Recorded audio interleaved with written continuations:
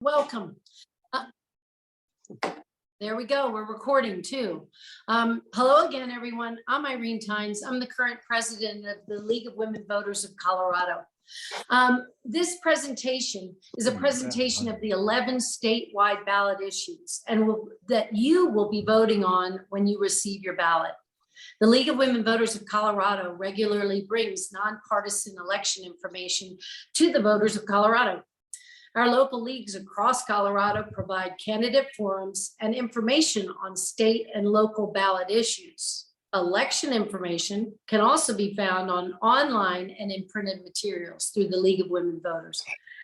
Since 1936, the League of Women Voters of Colorado has regularly published explanations and pros and con arguments on each of the ballot issues in every statewide election.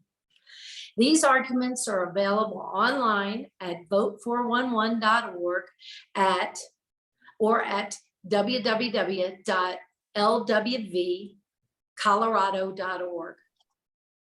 And in the printed materials available from the League of Women Voters, it needs to be understood that the pro and con arguments published by the League are not the opinions and endorsements of the League.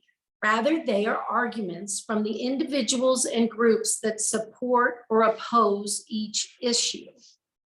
We encourage you to study these opinions before casting your ballot. Further detail on ballot measures can be found in the Legislative Council's analysis, commonly referred to as the Blue Book, which is mailed to all active registered households. Information about the judges may also be found in the Blue Book. Since the ballot issues are either referendums or initiatives. The referendums have been referred to the voters by the Colorado legislature, having received the vote of at least a majority of the members of each house of the Colorado General Assembly in the case of statutory changes, and at least 2/3 of the members of each house in the case of constitutional amendments.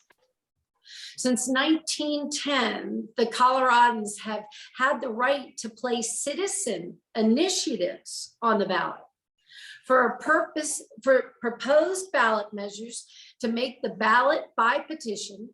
The signature requirement is 5% of the total votes cast in the last election of Secretary of State. For this year's ballot, petitioners needed over 124,632 signatures of registered Colorado voters.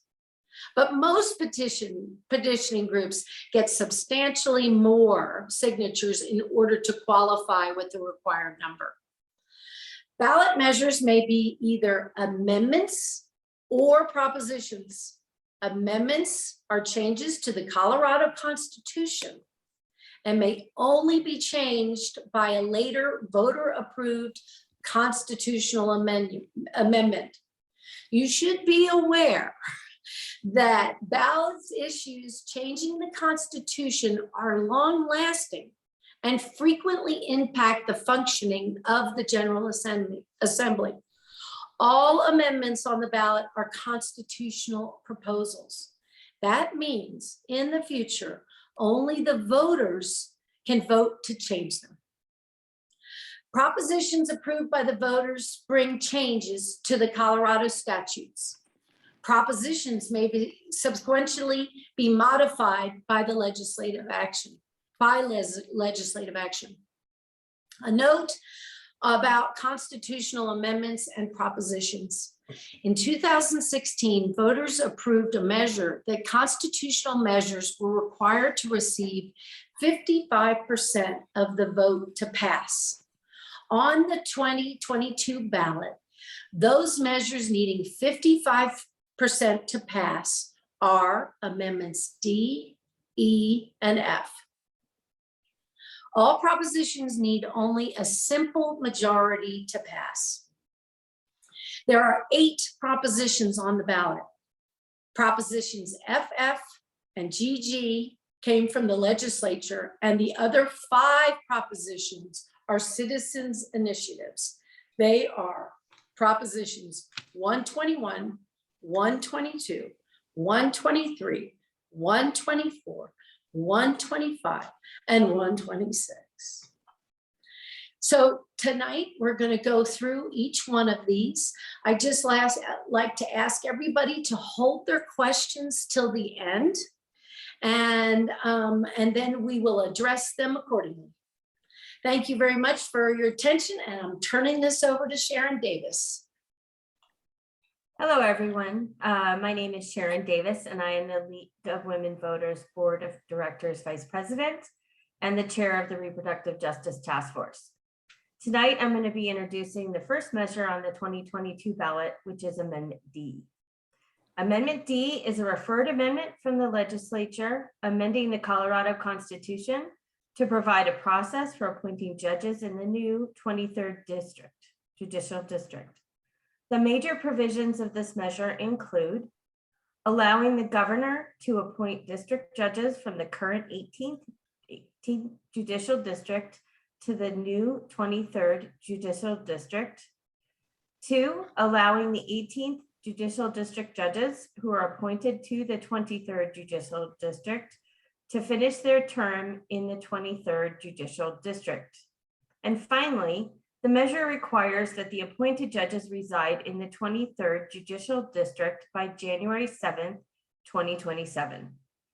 The 18th Judicial District was drawn from more than 50 years ago, and it now has a population of more than 1 million people, which is almost 20% of Colorado's population. Since 1964, there have been 22 judicial districts in Colorado. In 2020, the Colorado legislature split the 18th Judicial District, which comprises Arapahoe, Douglas, Elbert, and Lincoln counties. In 2025, the 18th Judicial District would contain only Arapahoe County, and the new 23rd Judicial District would include Douglas, Elbert, and Lincoln counties. Under the state constitution, the state is divided into judicial districts consisting of 1 or more counties. The district courts in these judicial districts hear both civil and criminal court cases, including felony criminal cases, family law matters, probate matters, and behavioral health cases. The state legislature may change the boundaries of the judicial district or increase or reduce the number of judicial districts. Because Amendment D is a constitutional amendment, it will need to pass by a vote of 55%. Thank you. And hi, everyone. I'm Bonnie Seals. I'm the League of Women Voters of Colorado Board of Directors Treasurer. Tonight, I will be discussing the second measure on the 2022 ballot, which is Amendment E, which is known on the ballot as Extend Homestead Exemption to Gold Star Spouses. Amendment E is a referred amendment from the legislature to the Colorado Constitution to extend the Homestead Exemption Act. Your humidifiers full. You should be good to. This measure allows for a property tax exemption to the surviving spouse of a service member who died in the line of duty or of a veteran who died from a service-related disease or injury.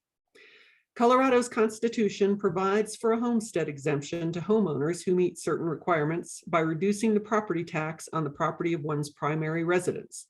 Qualifying homeowners include those 65 or older who have lived in their home for 10 years or more.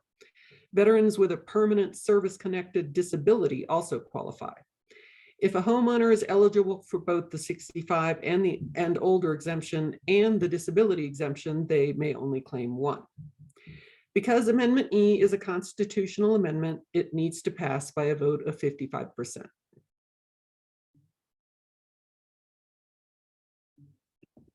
Hi, everyone. My name is Veniece Miller. I'm the League of Women Voters of Colorado Board Directors Secretary.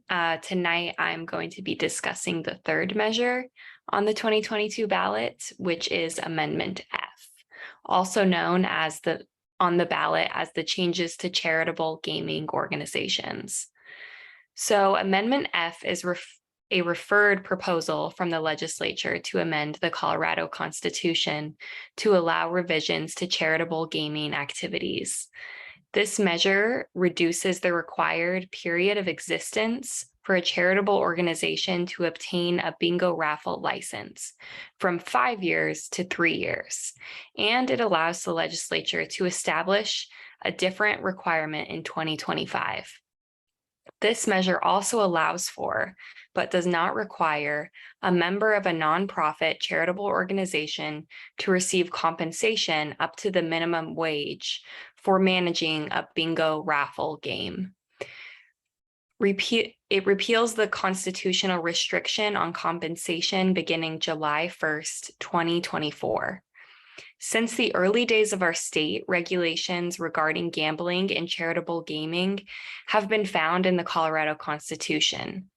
Currently, the state constitution allows an organization which has operated continuously in the state for 5 years to apply for a bingo raffle license, and prohibits that the organization from paying workers.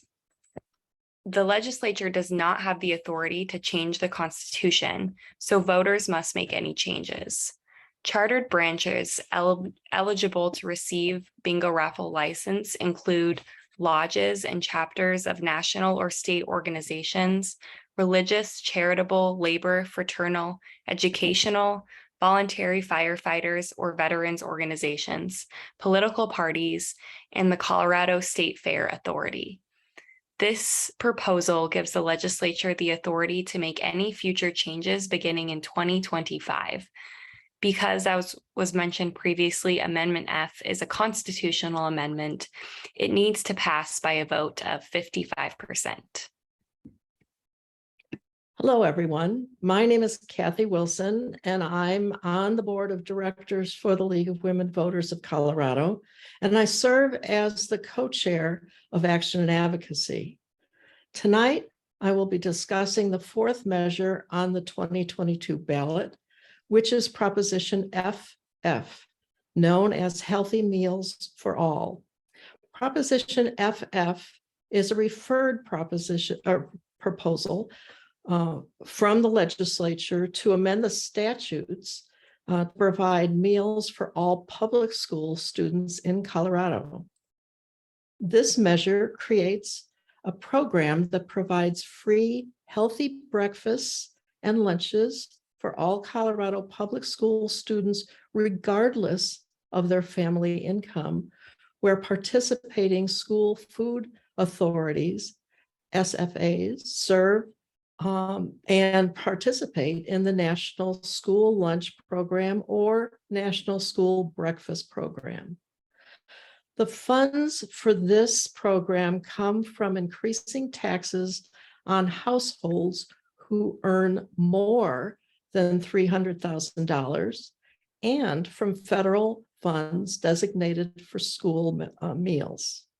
At present, school meals are paid for with state and federal funds, plus payments from families according to a student's family income. The measure pays for the program by increasing taxes on households with more than $300,000 in federal adjusted gross income per year, by limiting the amount of money they can deduct from their Colorado taxable income. These households will be limited to state income tax deductions of $12,000 for single filers and $16,000 for joint filers. This is estimated to affect about 114,000 returns, or about 5% of the returns filed in Colorado. It also requires the state and school meal providers to participate in certain federal programs to bring in additional federal funds. The Healthy School Meals for All program would begin in the 2023-24 school year and would provide free breakfasts and lunches to all students in public schools. This includes early childhood education programs administered by public schools. During the pandemic, federal monies provided free meals to all students. Before this change in policy, only 40% of all Colorado students in kindergarten through 12th grade would have met family income criteria to be eligible for free school meals. This proposal would again provide free school meals to all public school students. Greetings. I'm Maude Naroll, the other co-director for Action and Advocacy on the League of Women Voters of Colorado board. I'm going to talk about two propositions, GG, add tax table to petitions and ballots, and 121, income tax reduction. Proposition GG, add tax table to petitions and ballots, was referred by the legislature and would change statute. This measure would add a tax table to citizen initiative petitions and to the ballot title for proposals that increase or decrease the state income tax rate. Currently, similar information is found in the Blue Book. There is no current requirement that this information be placed on initiative petitions or on the ballot. For any citizen initiative income tax rate proposal that appears on the ballot, this measure would require a tax information table to appear on the ballot and on the petitions as they're being circulated. The table must list the average change in taxes owed for taxpayers in 8 specific income categories. Currently, tax tables are only included in the legal analysis sent to voters in the Blue Book.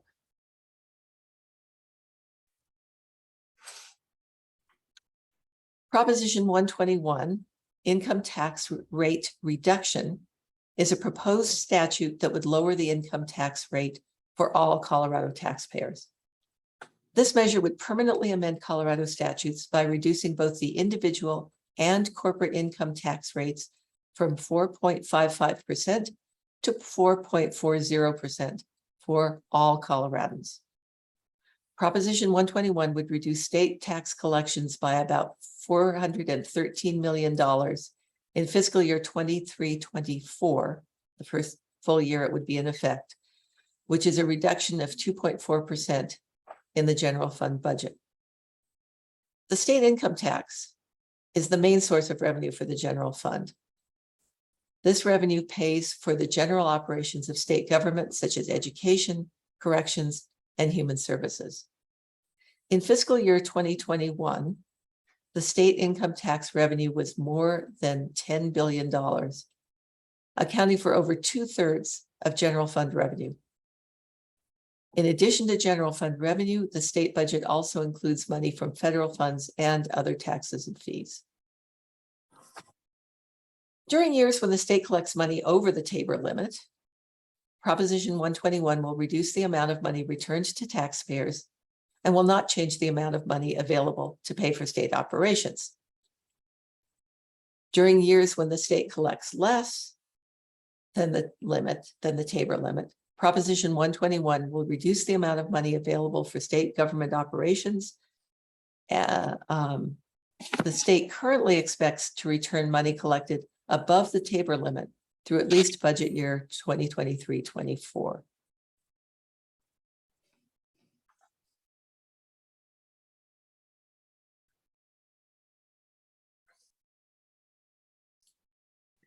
Hey, Barb, you're there. Yeah, you go. I've Thanks. got it. Thank you. I'm sorry.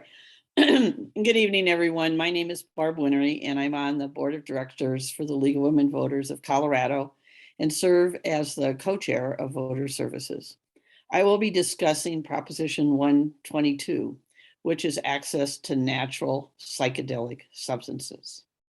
Proposition 122 is a proposed state or statute that would legalize the use of certain psychedelic substances for medical purposes. This measure allows regulated access to natural psychedelic medicines for adults 21 years and older, that show promise in treating mental health conditions. It also allows for the use of psychedelic mushrooms at licensed facilities. This measure creates a regulated therapy system so adults could access natural psychedelic therapy in licensed healing centers, while also developing and promoting public education about the use of natural medicines. Also, this measure establishes a natural medicine advisory board. Proposition 122 removes criminal penalties for personal use and possession of natural psychedelic mushrooms for those 21 years and older. The sale of psychedelic drugs for recreational use would also be prohibited. The purpose of the Natural Medicine Health Act of 2022 is to establish a new approach to natural medicines when other remedies do not work. Daily medications, therapy, and other coping mechanisms help many people get by, but for some, these tools just aren't working. An extensive and growing body of research at institutions like Johns Hopkins, UCLA, and NYU indicates that natural medicines combined with psychotherapy can provide effective treatment for depression, anxiety, PTSD, and end-of-life distress and other conditions. Under the program, adults 21 years and older will be able to seek regulated access to natural medicines under the supervision of a trained facilitator. The natural medicines will be produced and tested at licensed healing centers. The regulatory program established through this initiative is designed with guardrails to promote safety. These guardrails include that there will be no retail sales of the medicines purchased for facilitated use at healing centers must be used under supervision. And lastly, facilitators will be licensed by the Colorado Department of Regulatory Agencies, which is often referred to as DORA.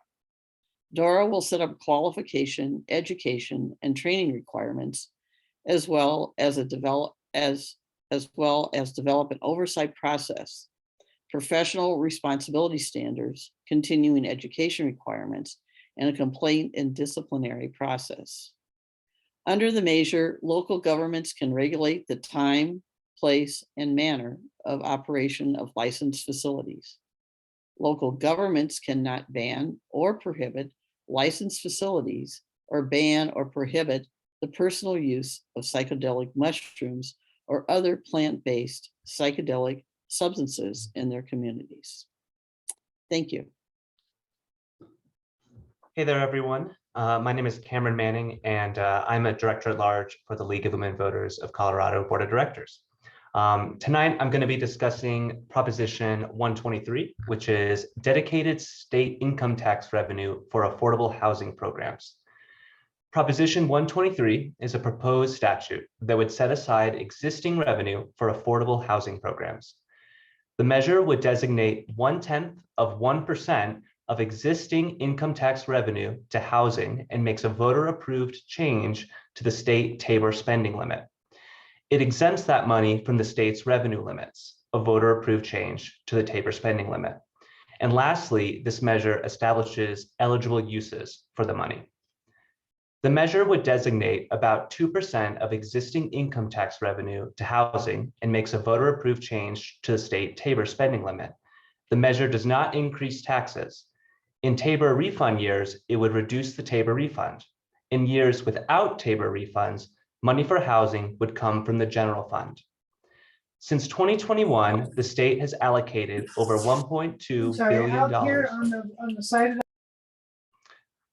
Since 2021, the state has allocated over $1.2 billion of federal money for from the American Rescue Plan Act for affordable housing and services that address housing insecurity, lack of affordable workforce housing, and homelessness. These are one-time funds that will be spent over the next several years, specifically on emergency rental assistance, homeowner mortgage assistance, tax credits for developers, housing and infrastructure, and other housing solutions, such as manufactured homes. By 2040, the measure is expected to result in $5 billion in total capital that would be leveraged to both create and preserve affordable housing in the state of Colorado. This would result, in combination with existing affordable housing funding, in an estimated 10,000 affordable housing units annually and 170,000 units by 2040, eliminating the affordability gap in the state. Thank you. Good evening, everyone. I want to thank you all for being here tonight for the League's presentation on 2022 ballot issues. I'm Beth Hendricks, and I'm the Executive Director of the League of Women Voters of Colorado. I'm pleased you've had the opportunity to meet some members of our Board of Directors, and I'd like to thank each of them for their time and commitment to Colorado voters. I'd also like to thank Hannah Pogue, our Operations Manager, who coordinated tonight's presentation. I'll be discussing the last three measures on the 2022 ballot, which are Propositions 124, 125, and 126. Proposition 124 is a statutory proposal that allows for an increase in the number of retail liquor store licenses. This measure allows for a gradual increase over time in the number of liquor licenses that can be issued to the owner of a retail liquor store for additional locations. It also enables the owner of a retail liquor store to hold an unlimited number of retail liquor store licenses on or after January 1st, 2037. Under current law, liquor licensed drugstores, which are defined as grocery stores with a pharmacy that sells beer, wine, and spirits, can hold 8 licenses. This number increases every 5 years until January 2037, when the owner of a liquor licensed drugstore can hold an unlimited number of licenses.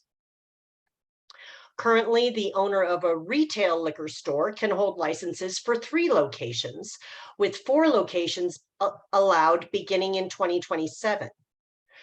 This proposed amendment would allow the owner of a retail liquor store to hold as many licenses as liquor licensed drugstores. This measure would allow retail liquor stores to apply to state and local governments to open additional locations on a phased-in schedule, with no limit on the number of permissible locations after 2037. Any new locations must be 1,500 feet from an existing liquor store and follow all other applicable requirements. The measure does not impact grocery or convenience stores that sell only beer and may have an unlimited number of locations. Proposition 125 is a statutory proposal that would allow the expansion of retail sales of alcohol beverages by allowing grocery and convenience stores to sell wine. This measure creates a new fermented malt beverage and wine retailer license to allow grocery stores, convenience stores, and other businesses that are licensed to sell beer to also sell wine and conduct wine tastings. In 2016, the legislature made a number of changes to laws regarding the sale of alcohol. The new laws allowed for the sale of full-strength beer in grocery stores and convenience stores. Those stores had previously been allowed to sell 3-2 beer. Additional locations were permitted to sell beer at that time. Current operational restrictions include you may not sell beer to those or sell alcohol to those under 21 years of age. You may not sell alcohol between midnight and 8 a.m. And employees handling alcohol must be 18 years of age, as well as some other requirements. This proposal would allow grocery and convenience stores to sell wine in addition to beer.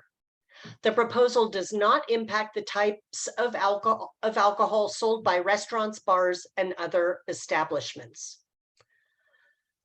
The final measure on the 2022 ballot is Proposition 126, which is a statutory proposal that would allow for a third-party delivery of alcoholic beverages.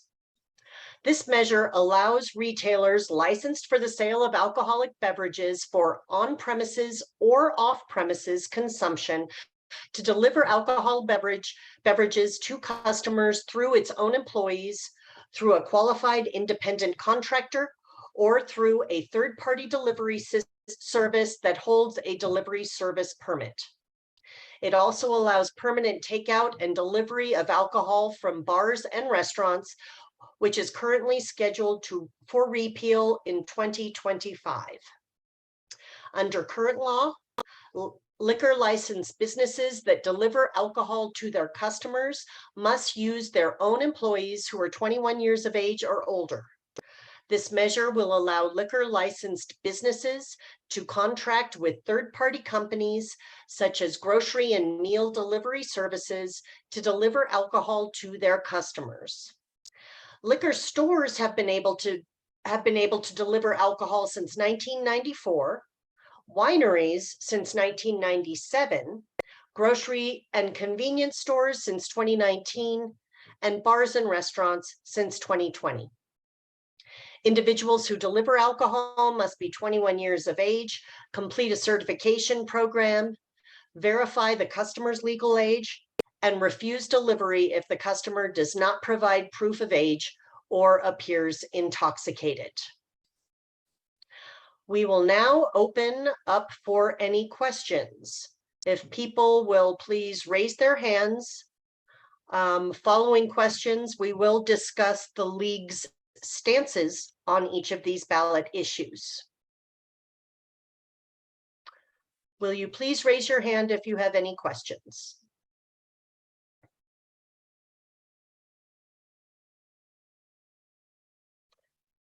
Seeing no questions? Jolynn has one. Oh, thank you. Jolynn, would you like to unmute yourself? And I just did I? Oh, great. On the last proposition there, 126, the third-party delivery, how is that going to affect the finances or bottom line, I guess, of the liquor stores? Are they going to have to pay extra for third-party delivery? Or I know third-party deliveries usually have a fee. And is that fee still going to be there? And that will be a factor in considering this.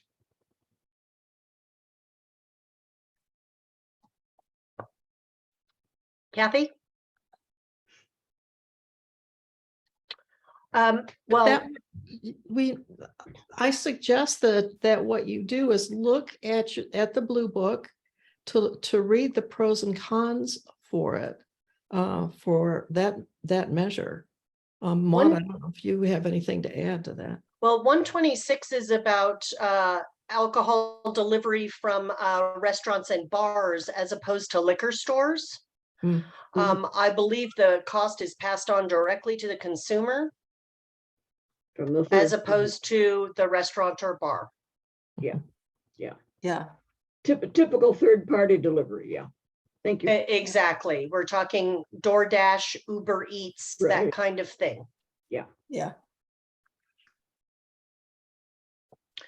Any other questions?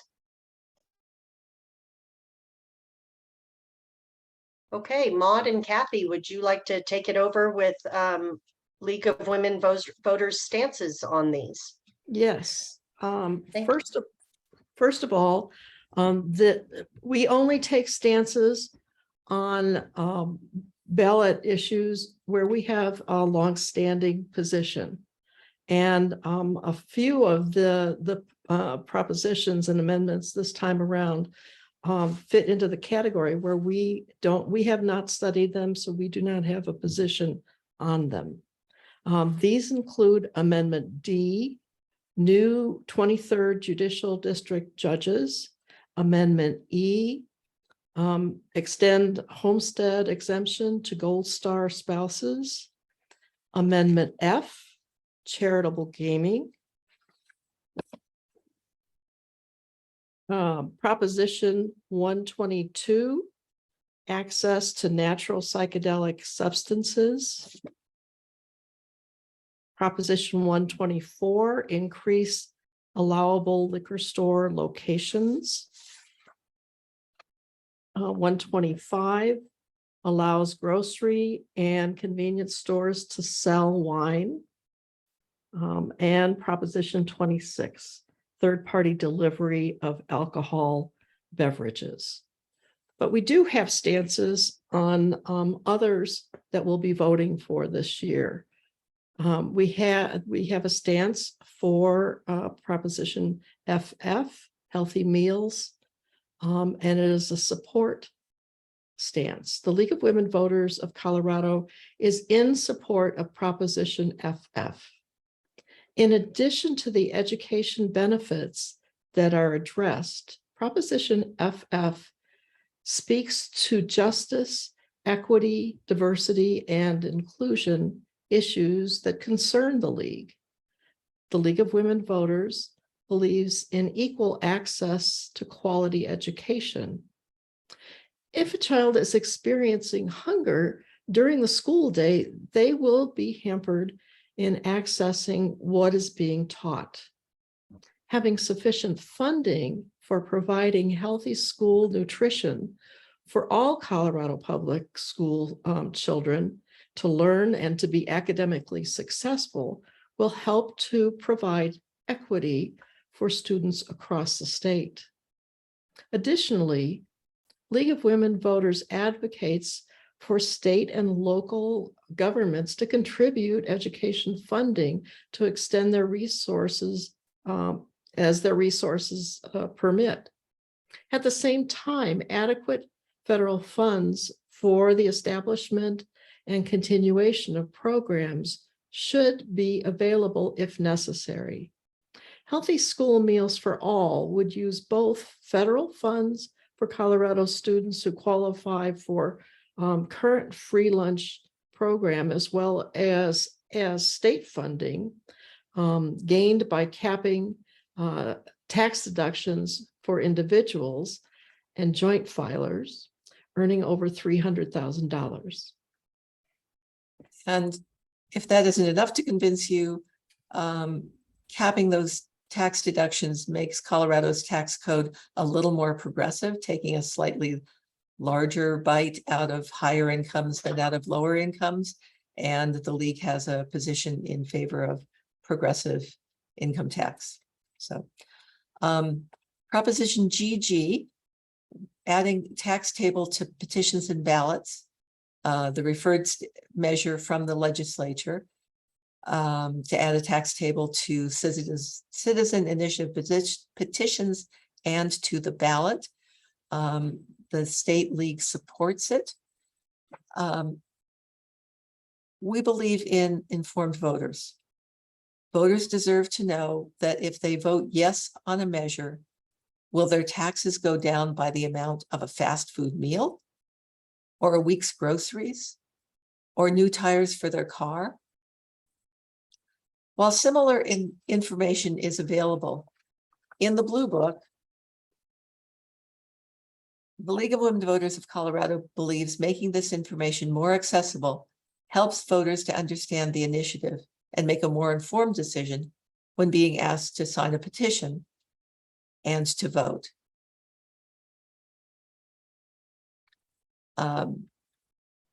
And we have Beth, thank you for putting in the chat the link to our stances on these measures.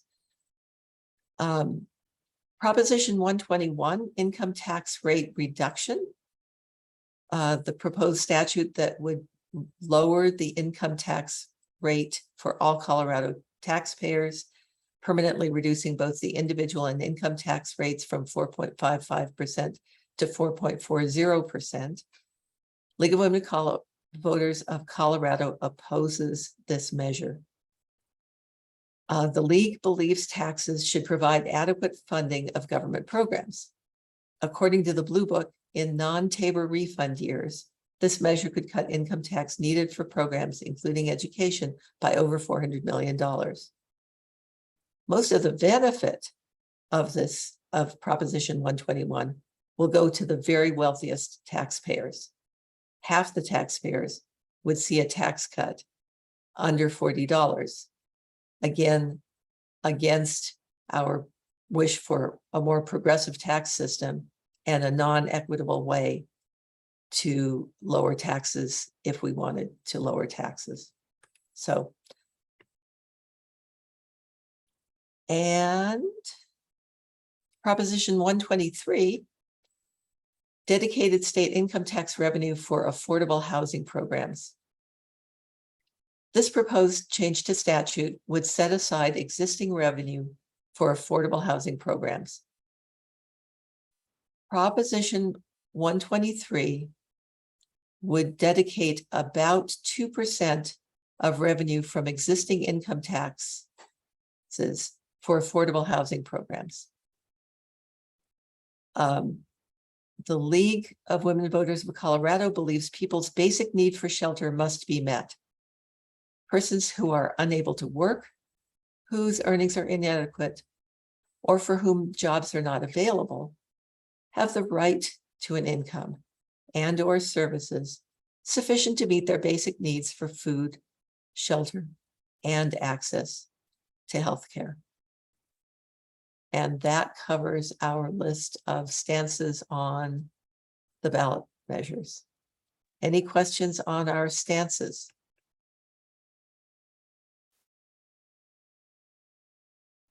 Please raise your hand or unmute yourself. Jolynn? Yeah, your last one is a support, correct? Oh, thank you. You didn't say support or- Yes, we definitely support Yeah, the I Proposition 123 for affordable housing. I kind of figured. Thank I you have for a asking. question. This is Kay Shaw. Hi, Kay. On 121, I agree with what the stance is and everything. This is a question for us as citizens and so forth. How do we get people to understand this? Because there's always a need of saying, we want to cut taxes. We want to cut taxes all the time. So what can we say as leaguers so that people realize that this isn't such a great deal for everybody? It sounds good, but who's really winning? Anyway. So if you go to, I don't know if I can get this in, No. I can't get it in. If you go to page 33 of the blue book, and Perry, I see your hand up, we'll get to you. There is there's a tax table. The only tax table we can see is buried in this 100-page blue book. And if you add up all the people, there are two groups of people making less than $30,000 or less. That is over half of Colorado taxpayers. And they will get back less than $40 a year. And I'm sorry, what page was that? Was that 31? Page 33 of the blue book. Okay, 33. Okay. I'll put the page And I'll number. look it up. Okay. Yeah, thank you. and the people making $1 million or more a year get half of all the benefit. Okay, good. That's good. Teachers and firefighters. We're talking about teacher and firefighters' salaries here. Yeah. Okay. Yeah. So it's really an inequitable way to and I can look that up. Yeah. Perry, unmute, please.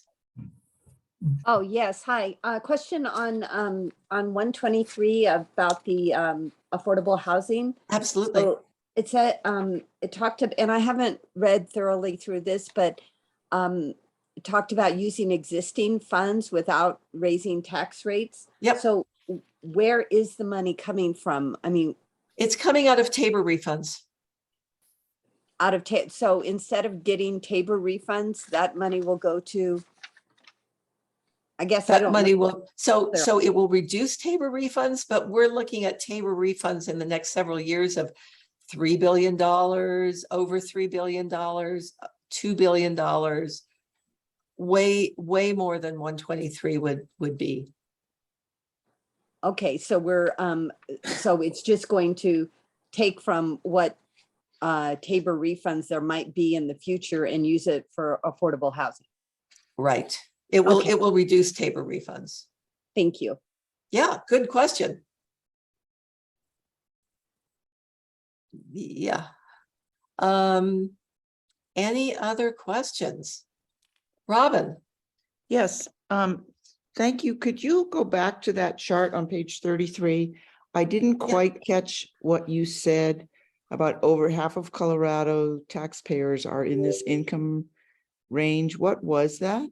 So, do you have it in front of you? Yes, I do. Oh, fantastic. Okay, so the first two rows add up to taxpayers who earn less than $30,000 a year.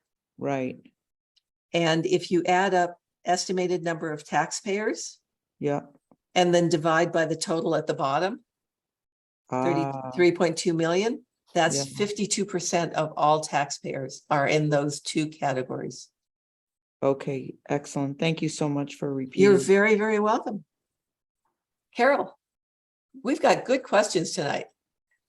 I have a question on whether the people who came up with our summaries were able to see the actual bills, because our paper just printed the language that would be changed in the revised statutes and for revised statutes. And so for 123, when I was reading it last night, there were a couple things that concerned me. One was the grants that could go to developers. And if the developers didn't, they were credited for the housing at the permitting time. And if they didn't actually build the housing, their grant or their loan was forgiven. And that was a little concerning. So Carol, most of my professional life was in the budget office of a different state. And I've watched a lot of sausage be made in legislatures. And these sorts of things get ironed out in sometimes, we hope, in the legislative process, because somebody will bring that up in a hearing and propose an amendment. That doesn't happen with initiatives, with propositions. It's you either vote for the whole baby and bathwater, or you throw the whole baby and bathwater out. In this case, it's a statutory change. That one thing can be changed by the legislature in the future. And thank you for letting us know, because it's something that our housing people probably should keep an eye on in the Legislative Action Committee. So thank you. But I don't see any other way to get $400 million a year for affordable housing, which we just absolutely, we desperately need. Yeah. So yeah, every community in the state needs. every community in the state. Absolutely. Okay. So thank you. Good question. I have one more question related to the free lunch and free breakfast. Oh, Kathy. They exclude, there's specific language in there that excludes liquid milk. And I'm wondering if that's because milk is covered under some other program. That's a really good question. I will have to look that up and see if I could find that answer. I did not pick up on that, but I know, some students are very allergic to milk. So that might be giving them an option for something else. Okay. But I'll look that up. Thanks for Right. pointing that out. Thank you. Any other questions? We do have a question in the chat. Marge is wondering about how many people might be affected by this affordable housing program by 123. What was the number of units? Who read that one? I read it. I'm looking at it now. Let's see. It says 10,000 affordable housing units annually. and then 170,000 by 2040. So at least 170,000 people, hopefully more if it's to the extent that they're multi-person households. Thank you. Good question. Thank you, Marge. Any other questions?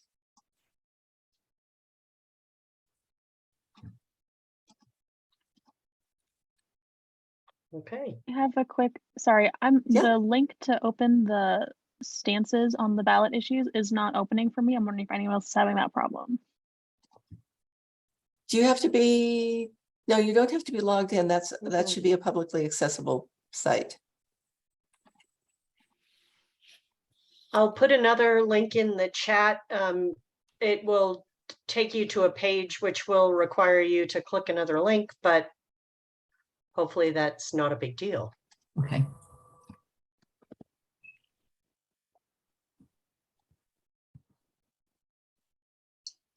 If you go to the League of Women Voters of Colorado's webpage, on the homepage, you can find our stances under legislative action, where the league stands.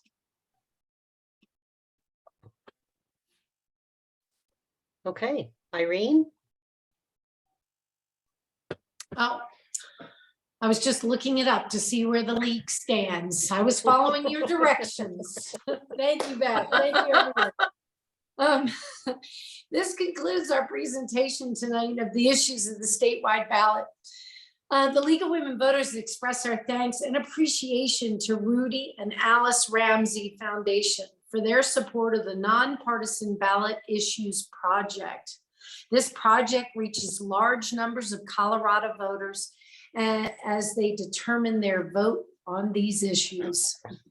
Important reminders, we'd like every registered voter will receive a ballot in the mail. Voters may register to vote up to and including on election day. The method of registering by paper, online, or in person has varying deadlines. And voter service and polling centers are available in every county in the state. A voter service and polling center will be able to accommodate all voting needs such as registering to vote, making a change of address, using it as a mail ballot drop-off site, or voting by machine if that is your preference. Voting service and polling centers will be open on October 24th through November 8th. And last but not least, I think we all should know this, all ballots are due by 7 p.m. on November 8th, 2020. Again, thank you all for participating. I'd just like to make another comment. One, thank you all really for all your work. If you haven't looked, the Colorado Sun has articles on a few of these. If you want a little more description on those, you did not make it, the league did not make a decision, as well as the Denver Post has. It'll just give you some ideas, because some of these I just didn't know all the details. So anyway. Thanks, Kay. Thank you. Perry has one more question. Oh, I put it in the chat. I was just wondering if this was recorded, if we would have the opportunity to get the recording so we could share it. Yes, the recording of this presentation will be posted on the Colorado League's YouTube channel. I'll put that link in the chat box, and that should be available tomorrow morning for sharing. Okay, thank you. And Beth, I think you should mention that we will be repeating this performance, so to speak, on November 2nd. Correct? That is correct. We At will. 6:30. So if you know anybody that missed it or wants to add to it, etc., get involved. We'd love to see them on November 2nd. And we are doing this live again, so people will have the opportunity to ask questions. We do also encourage anyone who submits their ballot and then receives a notice from the Secretary of State or their county clerk saying that there is an issue with their ballot we encourage use of the Text to Cure program. This has been started a couple of years ago now. It makes it very easy to cure your ballot. And that just means fixing any issue with your ballot. It's easy and it gets your ballot counted. So we'd like to see every single ballot submitted counted. So please use text to cure if needed, and please encourage anyone you know to do the same. Your vote needs to be counted. Your voice deserves to be heard. Thank you very much. We appreciate it. See you all soon, and thanks again to our Board of Directors members for being here, and to Hannah Polk for coordinating this. Thank you. Good night. Thank you.